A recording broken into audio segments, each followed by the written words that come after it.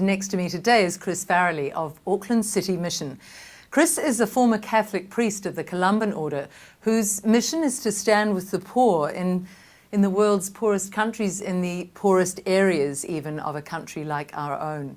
Originally from Te Puke, Chris has worked in a South Korean slum, he's worked in Northland, and he took over as CEO of City Mission in June 2015. Welcome, Chris. Thank you. What inspired you to take on a job when the need is so enormous at the moment in New Zealand? I think my history really inspired me. At a very young age, I went for a few years to work in South Korea in a slum and stayed there a decade. And during that time, I began not only to see the horrible plight of the poor, but I also saw the potential and the courage, the dignity, resilience, and that has stayed with me. And during my whole life, I've worked with marginalised people, but not in I hope not in a paternalistic, charitable way, but in a way where actually you can draw on that resilience and potential and make the change and be part of the change. That's a wonderful way to put it. That's what this program is really in its core. It's about being a change maker, changing for the better, telling stories that help people to make improvements. But you yourself would have to be extremely resilient in a role like this. What do you think the qualities are that you need to be able to survive seeing all these people suffering so much? I think you first of all have to have hope and know that we're not just there in a kind of a temporary way. We're there to actually, what we do, we can see change as a result. So I'm a hopeful person and I've seen many changes as a result of what we do.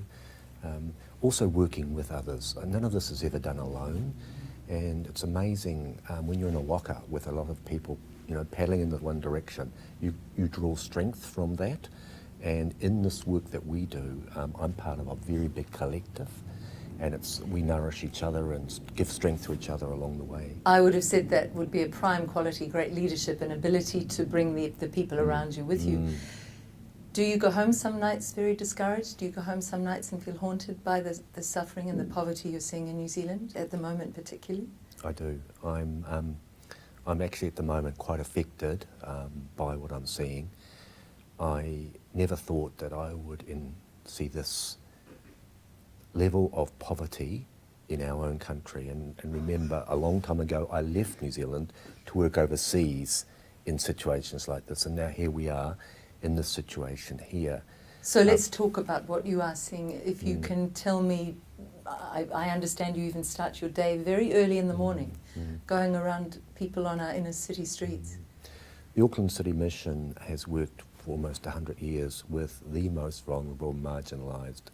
And the way we do that, we make it a place where people can come, and when they don't come and can't come, we go to them. So there's this connection. Just within a 3K radius of us, there's over 200 people sleeping on the streets, rough sleepers, and that's doubled in what it was 2 years ago. From 2 years till now, there's been a doubling. Why do you think that is? There are a number of reasons, and we've looked deeply into why that is, or what keeps people there. Simply the cost of houses is a factor. At some level, the poorest of people cannot afford. So the old days there were cheap boarding houses and cheap accommodation. That no longer exists. So you get to a point where very, very poor people cannot afford. Then what happens, very poor people, often these people are on a wage or on working for families, something happens in their lives and they need to borrow a little bit of money, just a little bit. They can't do that, so they'll go to a loan shark. And a very small amount of money suddenly becomes thousands of dollars. That's pushed people onto the streets. Another thing we're seeing is a lot of mental health issues. Severe and very, very damaged people with really chronic mental health issues. Which would be so exacerbated by life on the streets. They would feel unloved, uncared for. Yeah, very much so. How do you do the work you do? You go around in the mornings and do what? We connect with people physically. It's doing the warm touch, the human. Our staff have a great relationship. It's all about relationships. They connect, they touch base, they know their names, they know their history, and all the time we're trying to hold people and then move them, if possible, to a house. That's one of our aims, move people What to are your a success house. rates with that? Very good success rates. And this is what I suppose, to answer your earlier question, what enables us to do what we're doing. We do see success. So just lately, for instance, we have had people who've been on the streets for up to 10 years getting a house for the very first time. Now, a house is important, but then so is the support around them when they get a house again. What sort of support, Chris? It's intense. Some of these people, it's just shopping, budgeting, house cleaning, how to handle finance, not to mention their health issues, not to mention their desire to bring all their mates into their little new house, because this is a community and they do share with each other, and that can get out of control and spiral out of control. So just working through what it means to be living in a house again, it requires often a lot of real wraparound support. This is what the City Mission is doing today. This is what we call housing first. House and wraparound together. There's a perception of disinterest from the government saying that we don't have an extreme housing crisis, and yet most New Zealanders are saying, look at the evidence. Are you finding government departments helpful to work with, or are you coming up against brick walls, Chris? Do they work with the City Mission? Yeah, I have found in the short time that I've been in this job an incredible collective concern from all parties, and people do. So I don't see the brick walls at all. One of the things I would like is for our politicians also to work together. We all are now working together. As you mean agencies, all the charities, all the agencies? charities. Yes. The only way we can do this is using collective, a collective approach. And I have found the different politicians, and I've met many, do speak from the one heart in the one way. And I think there's a real potential for us collectively to work together. If we were at war, we would do this. Yes, This exactly. is like That's a what war. I was thinking. This is like a war. So why not put down the flags? They always said, leave your logos and your egos at the door when you do the collective impact, and just work together. So I'm hopeful that we can work our way through this. I love this optimism. I think it's very powerful in your case. It's very grounded. But that is the essence of the New Zealand character, isn't it? We're, is. 4.5 million? We've it. always supported one another. What's been the public support? Because I know Te Puia Marae was just so overwhelmed with beautiful deliveries of food and volunteers. Is the City Mission getting the same? We see the worst, but every day we see the best. What do you mean you see the worst? Well, the worst is poverty and people not having their homes, etc. But do you see the worst in terms of indifference by some Kiwis? The best we see is the generosity of people. Beautiful. I'm absolutely astounded at how disturbed our community is at the moment, and are responding and want to respond. So on a daily basis, we get people coming in. I'll just give you one example. Every second Thursday, the Buddhist group, the Chinese Buddhists of Auckland, prepare a banquet. They spend a whole day preparing.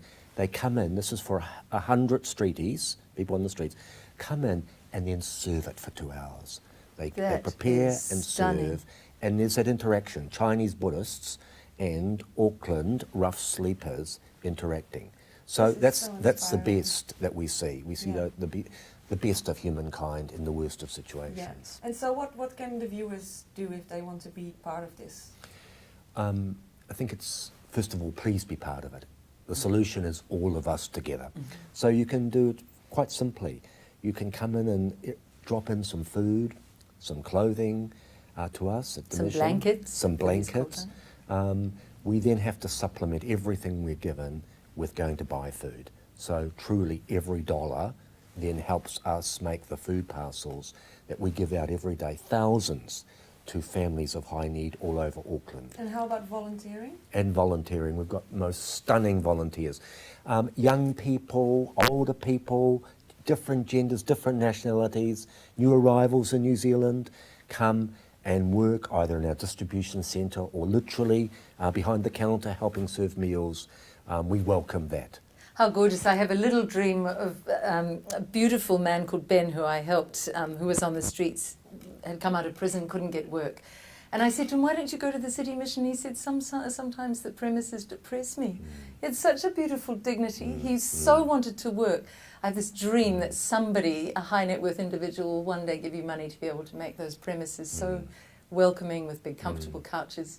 And I want to say one other thing. One of the happiest Christmas days I've ever had was taking my children, and we worked on the serving of the Christmas lunch. We all felt so warm at the end of that Christmas. Far, far nicer than all the presents I could ever have received. So I would endorse that. Anybody who goes and gives will get far more than they actually give if they help at the City Mission. Yeah, and we often see people like you, Liz, mums bringing in their children. They've spent the morning just home baking some muffins or something like that.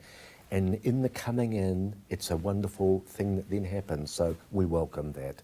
Christmas should be every day for us. Absolutely. Are you enjoying the job then? In the end, there's an optimism, there's a hope? I feel energised by it. I'm not sure if I enjoy it at the moment It's because too of the both sides, Yeah. but there's a real positive energy, and I'm working with the most incredible group of people, not only in our organisation, but in other organisations. We're working together now a lot in Auckland, and that's really heartening. Thank you so much for talking to us today. I would love to see more coverage in the wider media, but that's certainly what our aim is. And we'll keep in touch with the City Mission. Thank you, Chris. Thanks, Thank Liz. you, Thank you. Chris. Thank you, Chris.